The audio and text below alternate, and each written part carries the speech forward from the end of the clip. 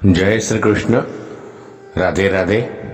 राधे सत्संग में सत्संग का रसपान करते सभी आत्मीयजनों, श्री वल्लभ की प्रेरणा से प्रेरित होकर राधे सत्संग में आज हम देखेंगे एक सुंदर वार्ता कि जिसमें मन का भाव ही हमें ईश्वर की कृपा प्राप्त कर सकते हैं।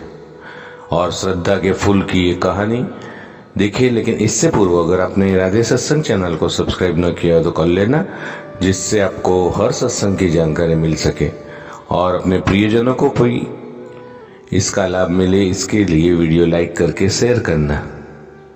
तो प्रियजनों, एक बार किसी एक गांव में एक बड़े संत महात्मा अपने शिष्यों सहित आगमन हुआ था। तो सब इस ओर में लग गए कि उनको क्या भेंट करें। इधर गांव में एक गरीब मोची था। उसने देखा कि मेरे घर के बाहर के तालाब में बेमौसम एक कमल खिला है।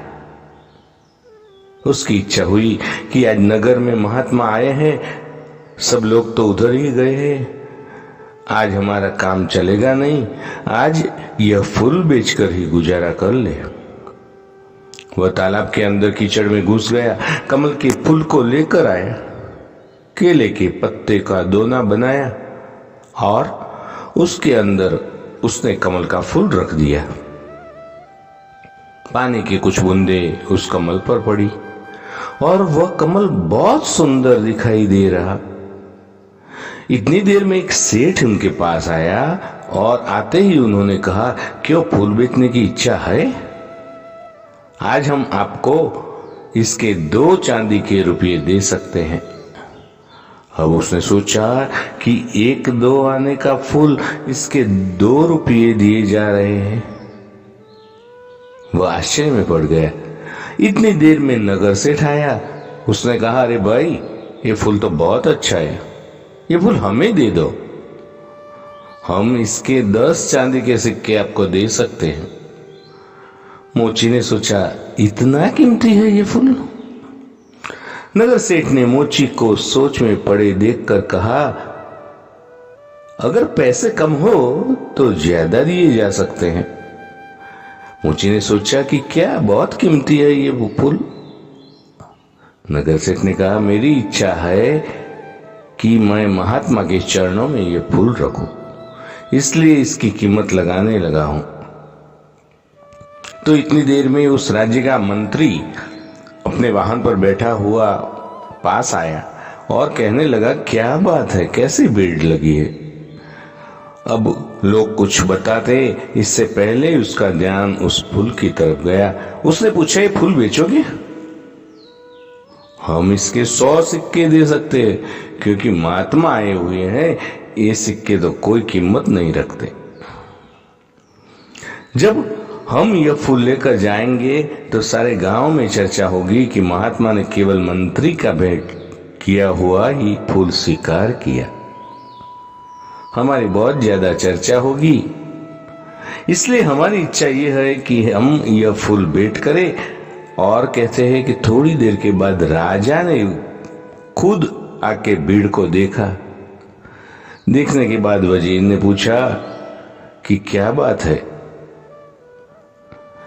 तो वजीर ने बताया कि फूल का सौदा चल रहा है। राजा ने तो देखते ही कहा कि इसको हमारी तरफ से 1000 चांदी के सिक्के भेंट करो और ये फूल हम लेना चाहते हैं।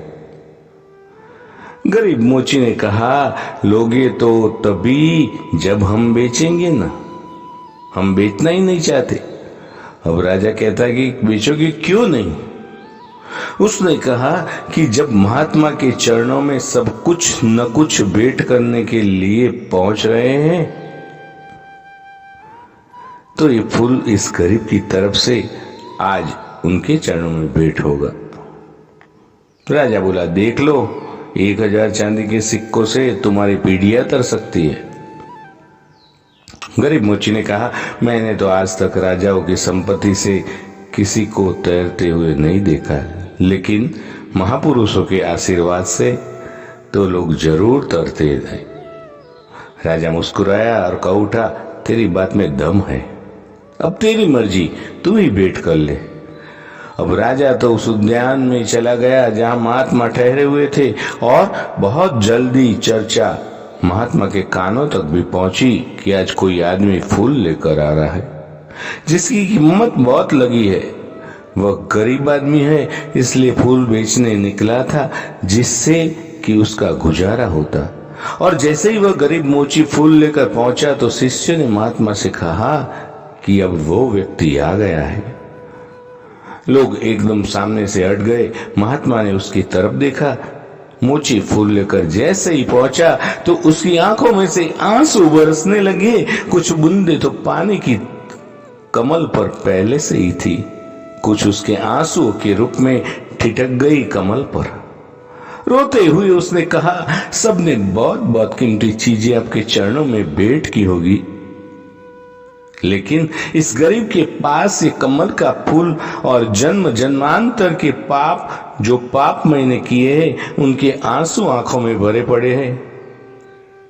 उनको आज आपके चरणों में चढ़ाने आया हूं। मेरा ये फूल और मेरे ये आंसू आप स्वीकार करो।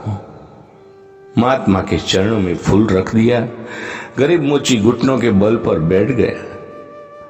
संत महात्मा ने अपने शिष्य आनंद को बुलाया और कहा, देख रहे हो आनंद भैया, हजारों साल में भी कोई राजा इतना नहीं कमा पाया जितना इस गरीब इंसान ने आज एक पल में ही कमा लिया।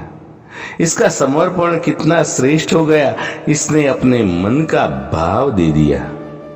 तो प्रियजनों, एकमात्र ये मन का भाव ही तो है कि जिससे हम ईश्वर की कृपा प्राप्त कर सकते हैं।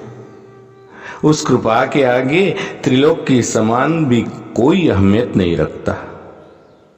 तो प्रियजनों, इसके साथ ही आज के सत्संग को श्री वल्लभ के चरणों में समर्पित करें, अत्रे विराम दें। फिर मिलेंगे राधे सत्संग में नए सत्संग के साथ। जय श्री कृष्ण। राधे राधे।